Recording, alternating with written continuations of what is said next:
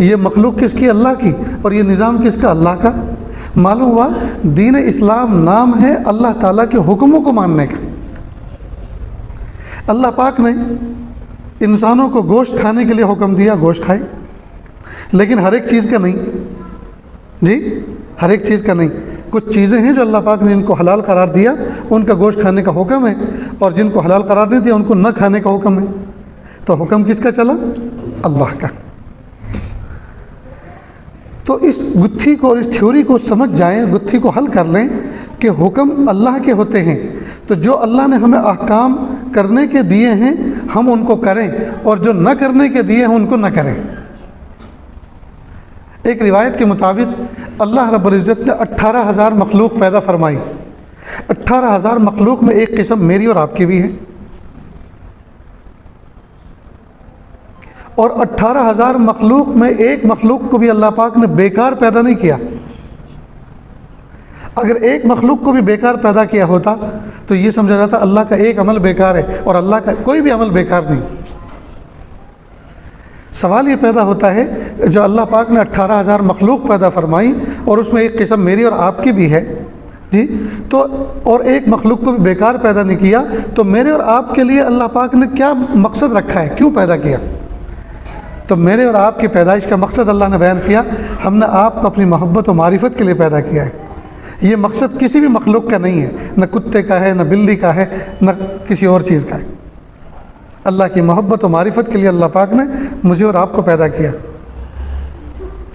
اب اس محبت و معرفت کو جو اللہ پاک نے ہمارا ٹاسک بنایا، ہدف بنایا، اس ہدف کو پانے کے لیے اللہ رب العزت نے 2 راستے بنائے۔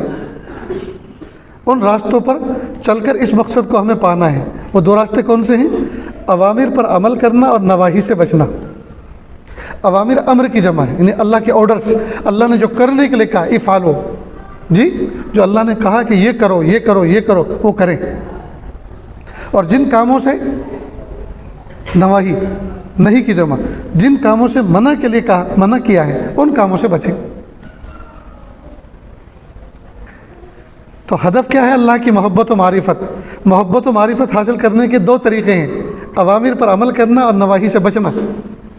اور ان 2 راستوں پہ چلنے کے لیے مزید سہولت ہو جائے 2 ہیلپر دیے ہیں کہ ان دونوں راستوں پہ چلنا آپ کے لیے ذرا مشکل لگے گا، تو اگر 2 ہیلپر کو پکڑ لیں گے تو ان کے ذریعے سے آپ ان پر چلنا آپ کے لیے آسان ہو جائے گا۔ ایک ہے صحبت اہل اللہ اور دوسرا ہے ذکر اللہ۔ صحبت اہل اللہ اور دوسرا ہے ذکر اللہ۔ جو بندہ اللہ والوں کی صحبت اختیار کرے گا جی، ان کی صحبت میں ایسے ایسے نسخے، ایسی ایسی باتیں اور ایسے ایسے ٹپس اور ایسے ایسے آپ کو واقعات ملیں گے کہ آدمی ایک دم اندر سے موٹیویٹ ہو جائے گا۔ بس حضرت نے کہہ دیا، حضرت کی زبان سے جملہ نکلا، اس سے میرے دل پہ بڑا اثر ہوا۔ حضرت نے ایک بات سنائی، بس میرا دل روشن ہو گیا، اب مجھے وہ نہیں کرنا جو کیا کرتا تھا، وہ کرنا ہے جو اللہ اس کے رسول نے کہا۔ تو یہ فائدہ کب ہوگا؟ جب اللہ والوں کی صحبت اختیار کرے گا۔ اور صحبت اختیار کرنے کا حکم اس لیے دیا کہ وقت کے نبی کو گزرے ہوئے 1400 سال ہو چکے، وقت کے صحابہ کو 1400 سال ہو چکے، وقت کے صحابہ کو گزرے ہوئے، محبوب کے ساتھ دنیا سے رخصت ہوئے آگے پیچھے۔ اب جو اسوہ اور قدوہ نمونہ اللہ کے محبوب صلی اللہ علیہ وسلم کی ذات کا ہمارے لیے بن رہا تھا، جو آئیڈیل بن رہا تھا، وہ آئیڈیل ہمارے لیے ہمیں کیسے پتہ چلے کہ محبوب ہمارے آئیڈیل ہیں؟ تو ان کو صحابہ نے دیکھا، صحابہ کو تابعین نے دیکھا، تابعین کو تابعین نے دیکھا، تابعین کو اولیاء نے دیکھا، اور یہ اولیاء کا سلسلہ صبح قیامت تک چلتا رہے گا۔ تبھی تو اللہ نے فرمایا یا ایھا الذین آمنوا اتقوا اللہ وکونوا مع الصادقین، اے ایمان والو تقوی اختیار کرو، اللہ کی عظمت کو دل میں رکھتے ہوئے اللہ سے ڈرو، اس کی نافرمانی مت کرو، وکونوا مع الصادقین، اور صالحین کے ساتھ رہو۔ کیوں کہا صالحین کے ساتھ رہو؟ اصل میں اللہ پاک نے انسانوں کو ایسا بنایا ہے کہ ان کے اندر انس کا مادہ رکھا ہے، انس، چپک، کشش۔ یہ جس گھر میں رہتے ہیں اس گھر سے محبت ہو جاتی ہے، وہ اگر چھوڑنا پڑ جائے تو آنکھوں میں آنسو نکل آتے ہیں۔ کیوں؟ اس لیے کہ اللہ نے اس میں مناسب انسیت رکھی ہے۔ اسی لیے اللہ رب العزت نے فرمایا کہ یا ایھا الذین آمنوا، اے ایمان والو، اے انسانوں، اتقوا اللہ، تقوی اختیار کرو، وکونوا مع الصادقین، میں نے تمہارا پروڈکٹ، میں نے تمہیں اس طرح سے بنایا ہے کہ تمہارے اندر ایک دوسرے کے ساتھ رہنے کا مزاج ہے، اور جب تم ایک دوسرے کے ساتھ رہتے ہو تو ان کے اثرات بھی قبول کرتے ہو، اثرات بھی قبول کرتے ہو جی۔ میں کہا کرتا ہوں ایک بچہ زندگی بھر گالی نہ دے یہ ممکن ہے، لیکن گالی دینے والوں کی صحبت میں رہے اور ایک بار بھی گالی نہ دے تو ناممکن ہے، کیونکہ صحبت کا اثر پڑتا ہے۔ تو جب اللہ پاک نے ہمیں بنایا ایسا ہے کہ ہمیں صحبت کا اثر ملتا ہے، صحبت سے ہم ایک دوسرے کے ساتھ رہ کر بہت کچھ سیکھتے ہیں جی۔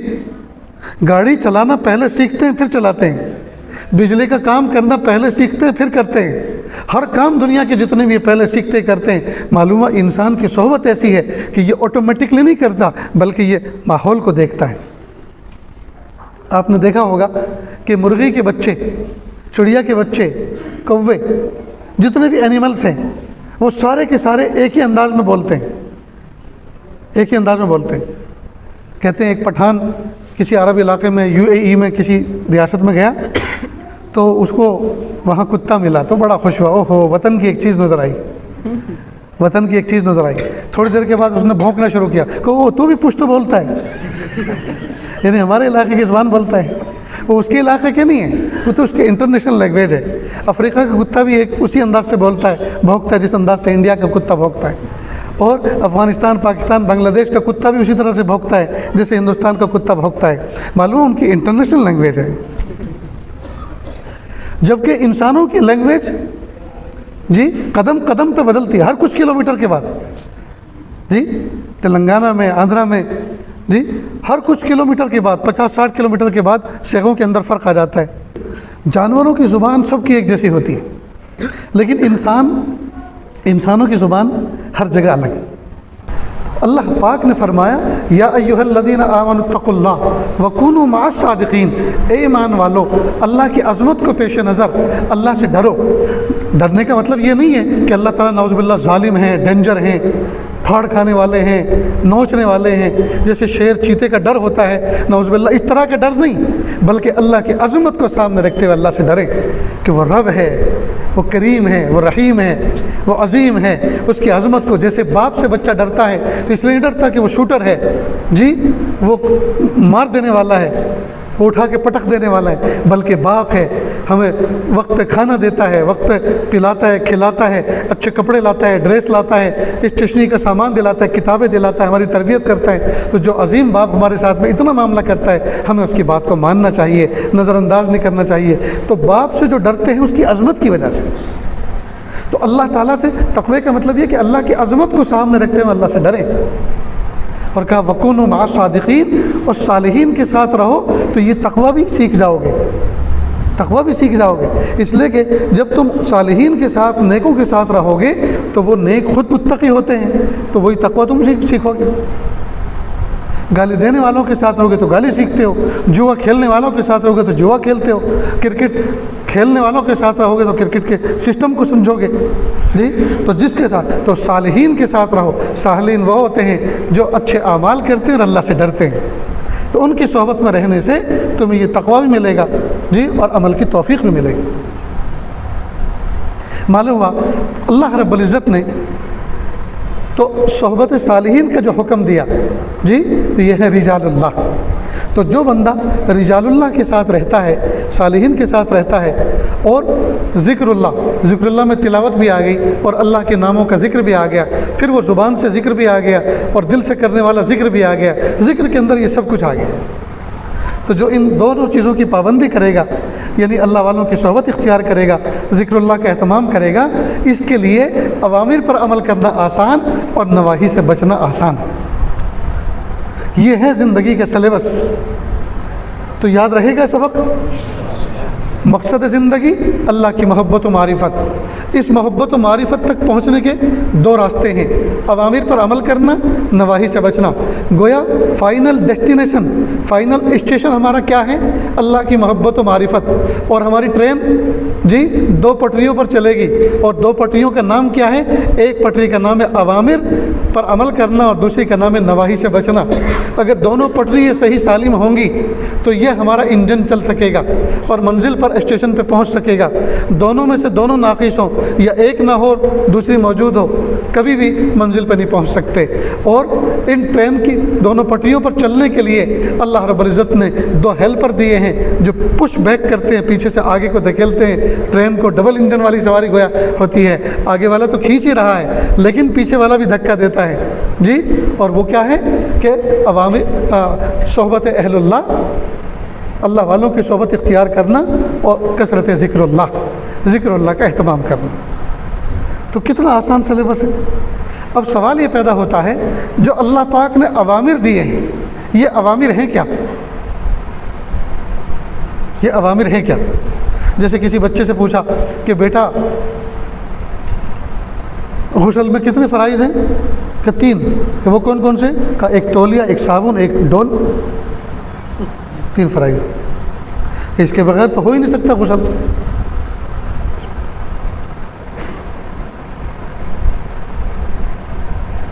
جزاک اللہ۔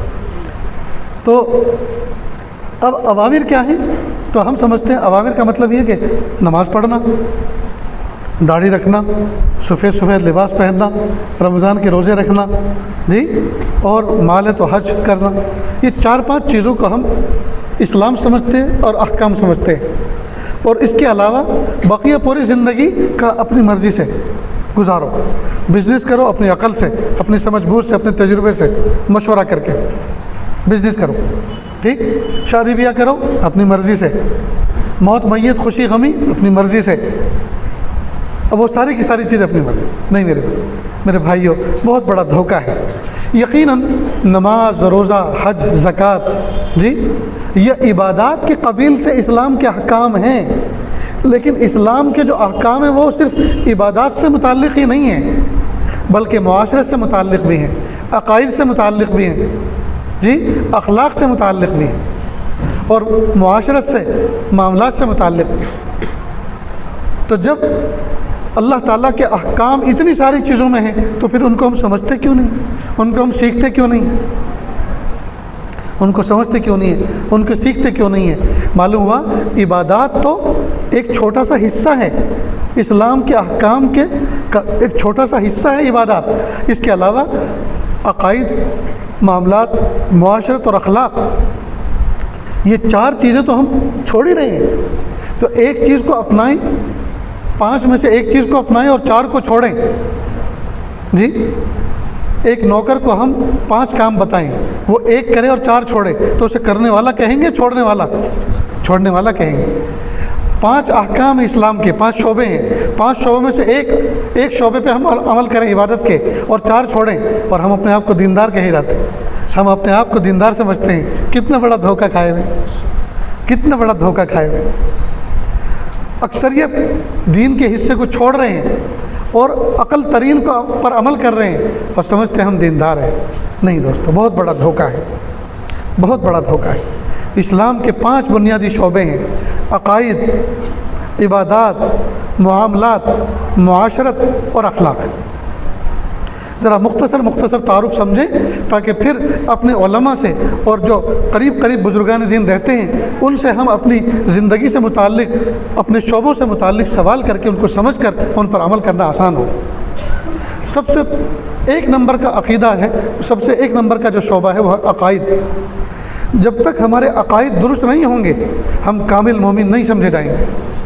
اور سب سے بنیادی عقیدہ ہے عقیدہ توحید اور عقیدہ رسالت، یعنی اللہ کو ایک ماننا، اللہ واحد، اللہ احد، اللہ ایک ہے، پورا ایک، نہ پونا نہ آدھا نہ پاؤ، پورا ایک، اور نہ سوا نہ 1.5 نہ 2 نہ سوا 2 نہ 3، اللہ پورا ایک ہے۔ اللہ واحد، اللہ احد، قل هو اللہ احد، اللہ الصمد، لم یلد ولم یولد ولم یکن له کفوا احد۔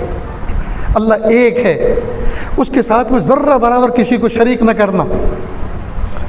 2 جملے عربی زبان میں ہم وزن ہیں، ایک ہے اب اور ایک ہے رب، اور دونوں میں ایک چیز بڑی عجیب ہے کہ دونوں غیور ہیں، دونوں میں غیرت بڑی عجیب ہے۔ اگر کوئی بیٹا سنجیدگی کے ساتھ اور صاف ستھرے انداز میں کہیں اپنے ابو سے، آپ میرے ابو نہیں ہیں، میرے ابو تو وہ ہیں جو فلاں چوراہے پہ رہتے ہیں، تو اس کا مطلب کیا ہوا؟ یہ گالی ہوئی اور باپ کو شرمندہ اور رسوا کرنا ہوا۔ باپ کے دل کو کیسی ٹھیس پہنچے گی جی، کہ گویا میری ابوت میں، میرے باپ ہونے میں اس نے کسی کو شریک کر لیا۔ تو باپ ہونے میں کسی کی شرکت کو پسند نہیں کرتا، وہ رب ہونے میں بھی کسی کی شرکت کو پسند نہیں کرتا، غیور ہے وہ۔ تو اللہ کو ایک ماننا، اور رسول اللہ صلی اللہ علیہ وسلم کو خاتم النبیین، اب نبوت کا دروازہ بند، ولایت کا دروازہ کھلا ہوا ہے، صبح قیامت تک اولیاء کرام آتے رہیں گے، لیکن نبوت کا دروازہ بند، اب کوئی نبی آنے والا نہیں ہے۔ ہاں، آپ بزرگوں کو محبت کی نظر سے دیکھو، بزرگوں کو ملو، لیکن ان کو وہ درجہ دو جو وقت کے نبی کو دیا جاتا ہے، یہ نبوت میں شرک ہے۔ تو اس کو جس طرح 2 اور 2 4 ہونے کا یقین ہمارے دل میں ہے، اس طرح اللہ رسول اللہ صلی اللہ علیہ وسلم کے بارے میں یہ عقیدہ ہمارا بڑا مضبوط دل میں ہونا چاہیے۔ نمبر 1، تو ہم خود بھی اس عقیدے پہ جمیں اور اپنے بچوں کو بھی جمائیں، اپنے دوستوں کو بھی اس کی اہمیت سمجھائیں۔ نمبر 1 شعبہ اسلام کا، اسلام کے جو احکام ہیں وہ 5 شعبوں میں پھیلے ہوئے ہیں، 5 شعبوں میں ایک شعبہ عقائد کا ہے۔ دوسرا ہے عبادات، عبادات میں نماز، روزہ، حج اور زکوٰۃ، یہ 4 چیزیں آتی ہیں۔ تو اب عبادات جب سیکھیں گے اور محبتوں کے ساتھ کریں گے تبھی تو کر سکیں گے۔ تو دوسرا شعبہ عبادات کا، تو عبادات میں یہ 4 چیزیں آئیں، نماز، روزہ، حج اور زکوٰۃ۔ اب تیسرا شعبہ ہے معاملات، معاملات کہتے ہیں لین دین کو، خرید و فروخت کو، سونے چاندی کی تجارت کیسے کریں، غلے کی تجارت کیسے کریں، زمینوں کو کرائے پہ دینا ہے لینا ہو تو کیسے کریں، باقاعدہ اس کا پورا سلیبس ہے، پورا اس کا انداز ہے، ڈھب ہے۔ چوتھا شعبہ ہے معاشرت، معاشرت کہتے ہیں آپس میں رہن سہن کو، شوہر بیوی کے ساتھ کیسے رہے، بیوی شوہر کے ساتھ کیسے رہے، پڑوسی پڑوسیوں کے ساتھ کیسے رہے، فلیٹ میں اوپر والے نیچے والوں کے ساتھ کس طرح کا برتاؤ کریں، نیچے والے اپنے نیچے والوں کے ساتھ کیسے برتاؤ کریں، جی پڑوسی پڑوسیوں کے ساتھ کیسے رہیں، چھوٹے بڑوں کے ساتھ کیسے، مسافر مسافروں کے ساتھ کیسے بیہیو کریں، جی یہ معاملات۔ اسلام کے 5 شعبے ہیں دوستو، عقائد، عبادات، معاملات، معاشرت اور اخلاق۔ اخلاق 5واں شعبہ ہے، اخلاق کا تعلق دل کے ساتھ، دل کی کیفیات کے ساتھ۔ اس دل کے اندر حسد نہ ہو، کینہ نہ ہو، بغض نہ ہو، بدلے کا انتقام کا جذبہ نہ ہو، اس دل کے اندر محبت ہو، خیر خواہی ہو، جی سخاوت ہو، یہ سب چیزیں ہوں۔ تو اخلاق دل کی کیفیات کا نام ہے، حسن اخلاق، مسکراتے ہوئے چہرے کے ساتھ ملیں، میٹھی زبان استعمال کریں، ہمیشہ کسی کی بھلائی کریں، یہ دل کی کیفیات کے ساتھ اس کا تعلق ہے۔ تو یہ ہیں اسلام کے 5 شعبے۔ اسلام ان 5 شعبوں کے احکام سے متعلق ہے۔ اس میں جو 1 نمبر کا شعبہ ہے وہ عقائد ہے۔ عقائد کی حیثیت ٹھیک وہ ہے جو ہندسوں کے اندر اکائی کی حیثیت ہوتی ہے، ہندسوں کے اندر ڈیجٹ کے اندر اکائی کی جو حیثیت ہوتی ہے وہ عقیدے کی حیثیت ہے۔ مثلا آپ اکائی لکھو 1 اور آگے لگاؤ 0 تو کیا بنا 10، لگاؤ 2 0 تو کیا بنا 100، لگاؤ تیسری 0 کیا بنا 1000، چوتھی 0 10,000، پانچویں 0 1,00,000، اور شروع سے اکائی مٹا دو کیا بنا کچھ بھی نہیں، ان زیروں کی کوئی حیثیت نہیں۔ اگر عقائد صحیح ہیں، عقائد اگر صحیح ہیں، عقائد کی اکائی اگر صحیح ہے جی، پھر چاہے آپ 1 نماز نہ پڑھیں، 1 روزہ نہ رکھیں، 1 پیسے کی زکوٰۃ نہ دیں، 1 حج نہ کریں، سزا بھگت کر، نہ کرنے پر جو اللہ نے سزا رکھی سزا بھگت کر مر کٹ کے چاہے سب سے آخری جنتی بن کے جنت میں جائیں، لیکن جائیں گے ضرور اور دنیا سے 10 گنا بڑی جنت پائیں گے۔ کیوں؟ عقیدہ صحیح سالم تھا۔ اور اگر عقیدہ صحیح سالم نہ ہو جی، چاہے سجدے میں ہر وقت پڑے رہیں، چاہے مکہ مکرمہ فلیٹ لے لیں اور ہر روز وہاں طواف کریں اور عمرے کرتے رہیں جی، چاہے روزانہ بیگ بھر بھر کے صدقہ و خیرات کریں، لیکن خدا کی قسم جنت تو دور کی بات ہے، جنت کی خوشبو بھی نصیب نہیں ہوگی، اس لیے کہ عقیدہ صحیح نہیں تھا۔